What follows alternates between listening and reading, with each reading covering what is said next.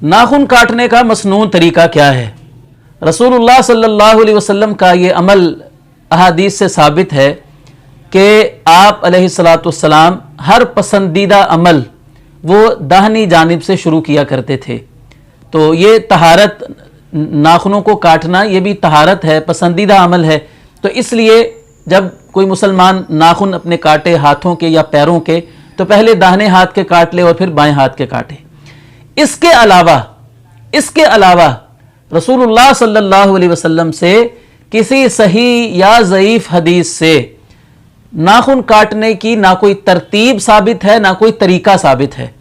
मुझे YouTube पर ये वीडियोस देखकर बड़ी हैरत हुई कि लोगों ने खुद साख्ता तरीके कि नाखून जब काटने हैं तो हाथों को यूं दुआ की तरह उठा लेना है और पहले ये वाला फलां उंगली, और नंबर लगाए हुए हैं हाथों की उंगलियों को, पैरों की उंगलियों को, कि पहले नंबर पर फलां नाखून, फिर दूसरे नंबर पर फलां उंगली का नाखून काटना है।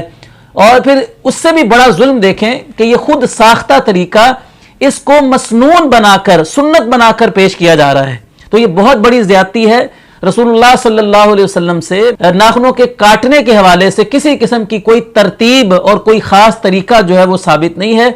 जैसे भी इंसान के लिए आसानी हो, वो किसी भी तरीके से, किसी भी तरतीब के साथ नाखूनों को काट सकता है, लेकिन पहले दाहिने हाथ के काटे और फिर बाएं हाथ के, पहले दाएं पांव के और फिर बाएं पांव के। ये चूंकि नबी अलैहिस्सलाम से साबित है, लेकिन इसके अलावा उंगलियों की तरतीब और कोई खास तरीका आप अलैहिस्सलाम से किसी भी हदीस से साबित नहीं है।